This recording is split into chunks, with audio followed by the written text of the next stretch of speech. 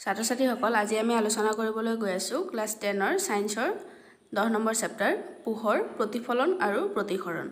এই ভিডিঅ'টোত আমি এই চেপ্টাৰৰ ভিতৰত থকা যিবোৰ ইম্পৰ্টেন্ট প্ৰশ্ন আছে পৰীক্ষাত আহিবলগীয়া আটাইবোৰ প্ৰশ্ন আলোচনা কৰিম, গতিকে তোমালোকে ভিডিঅ'টো চাই যাবা। প্ৰথম প্ৰশ্নটো চোৱা, পোহৰ মানে কি?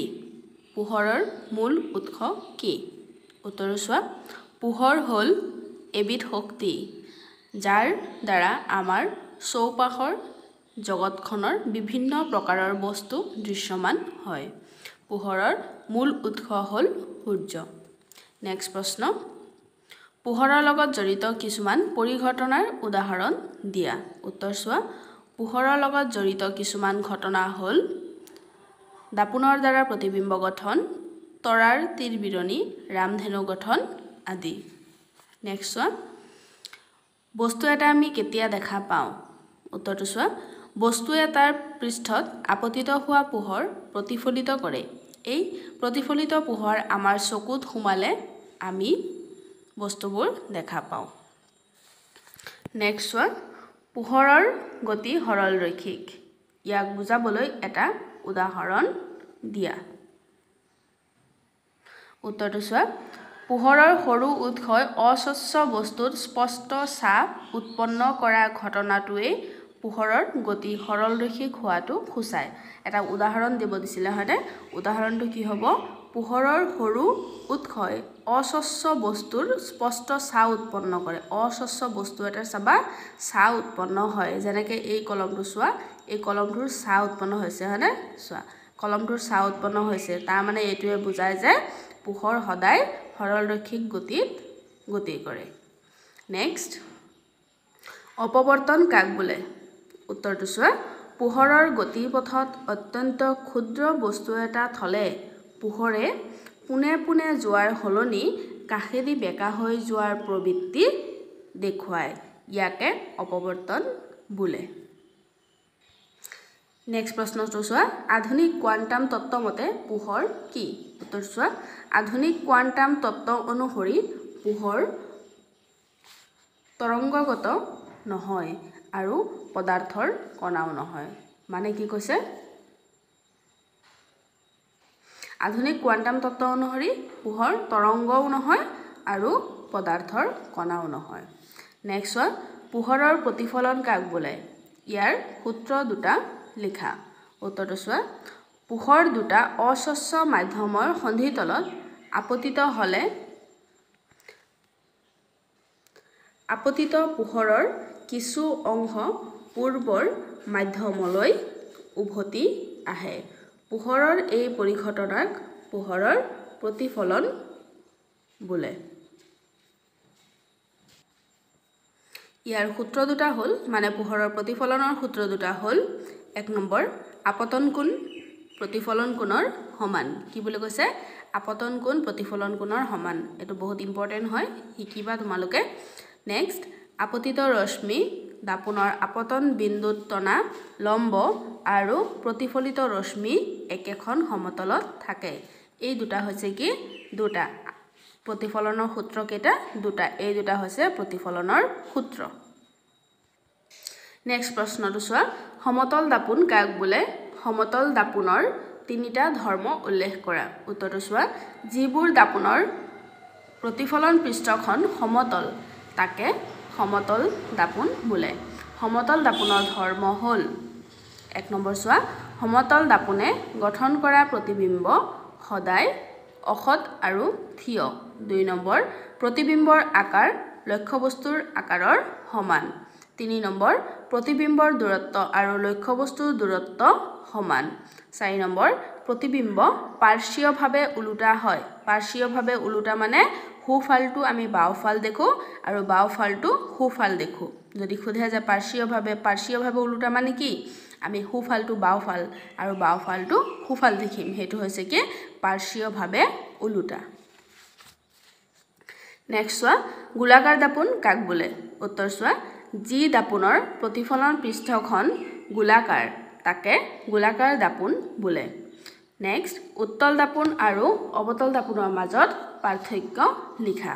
উত্তৰটো চোৱা, 1 নম্বৰ, উত্তল দাপোনৰ প্ৰতিফলন পৃষ্ঠ বাহিৰৰ দিশলৈ বক্ৰ আনহাতে অৱতল দাপোনৰ প্ৰতিফলন পৃষ্ঠ ভিতৰলৈ বক্ৰ 2 নম্বৰ উত্তল দাপোনত সদায় অসৎ আৰু থিয় প্ৰতিবিম্ব গঠন হয় আনহাতে অৱতল দাপোনত সৎ আৰু উলুটা আৰু অসৎ আৰু থিয় প্ৰতিবিম্ব গঠন হয় 3 নম্বৰ উত্তল দাপোনত মুখ্য ফোকাস প্ৰতিফলন পৃষ্ঠৰ পিছফালে থাকে আনহাতে অৱতল দাপোনত প্ৰতিফলন পৃষ্ঠখন সন্মুখত থাকে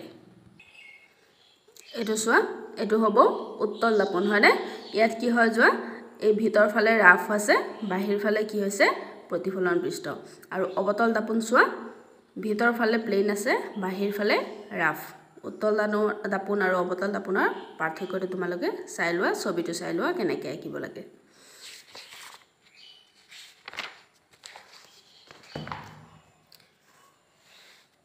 নেক্সট প্ৰশ্ন গোলাকাৰ দাপোনৰ ভাঁজ ব্যাসাৰ্ধ r ভাঁজ ব্যাসাৰ্ধ কিহেৰে সূচায় r আৰু ফোকাস দৈৰ্ঘ্য স্মল f কিহেৰে সূচায় স্মল f ৰ মাজৰ সম্পৰ্কটো লিখা উত্তৰটো হৈছে r ইকুৱেল টুৱাইস f মানে ভাঁজ ব্যাসাৰ্ধ ফোকাস দৈৰ্ঘ্যৰ দুগুণ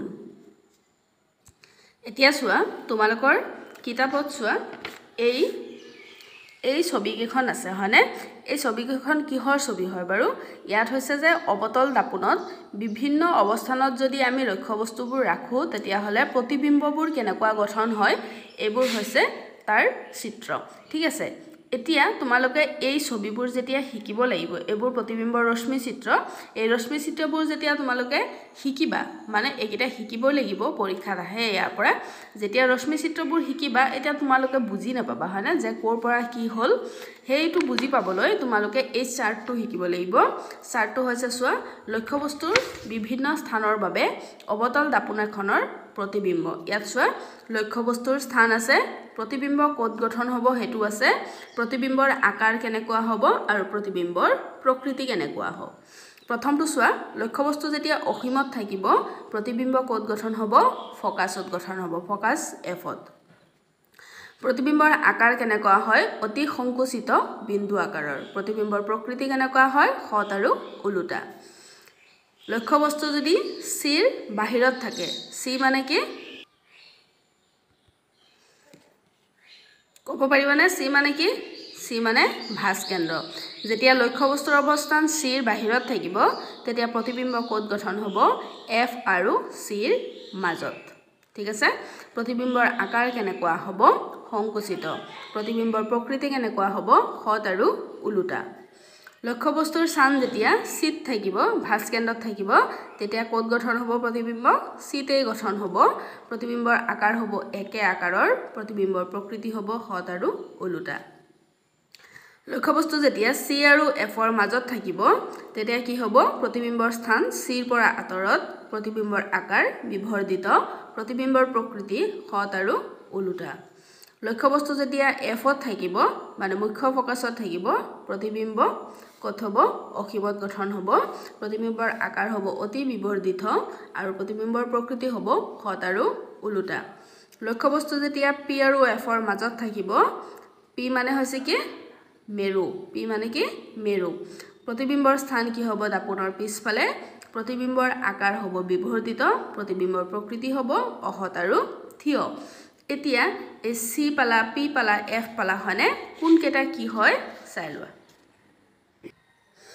এটো চোৱা তোমালোকে যেতিয়া আমি এই দাপোনটোক এটা গোলক বুলি ভাবি লম ঠিক আছে যেতিয়া এই দাপোনটোক আমি এটা গোলক বুলি ভাবি লম তেতিয়া সিটো হ'ব কি সেই গোলকৰ কেন্দ্ৰ আৰু ইয়াকে কি বুলি কোৱা হয় ভাঁজ কেন্দ্ৰ বুলি কোৱা হয় আৰু এফত চোৱা আটাইবোৰ ৰশ্মি কোড ফোকাস হৈছে এফত হয়নে এই এফ বিন্দুটো হৈছে মুখ্য ফোকাস মানে যিবোৰ আটাইবোৰ ৰশ্মি যিটো বিন্দুত কটাকটি কৰে সেই বিন্দুটোৱে হ'ব কি এফ মুখ্য ফোকাস আৰু পি পি মানে কি পি মানে হৈছে মেৰু মেৰু মানে কি চোৱা গোলাকাৰ দাপোনৰ প্ৰতিফলন পৃষ্ঠ কেন্দ্ৰবিন্দুক মেৰু বোলা হয় ই দাপোনৰ পৃষ্ঠত অৱস্থিত মেৰুক সাধাৰণতে পি আখৰেৰে সূচোৱা হয় মানে হৈছে যে গোলাকাৰ দাপোনৰ এটো হৈছে প্ৰতিফলক পৃষ্ঠৰ কি বুলি কৈছিলে চোৱা প্ৰতিফলক পৃষ্ঠৰ কেন্দ্ৰ এইটো হৈছে কি প্ৰতিফলক পৃষ্ঠৰ কেন্দ্ৰ সেইকাৰণে এইটো হৈছে কি মেৰু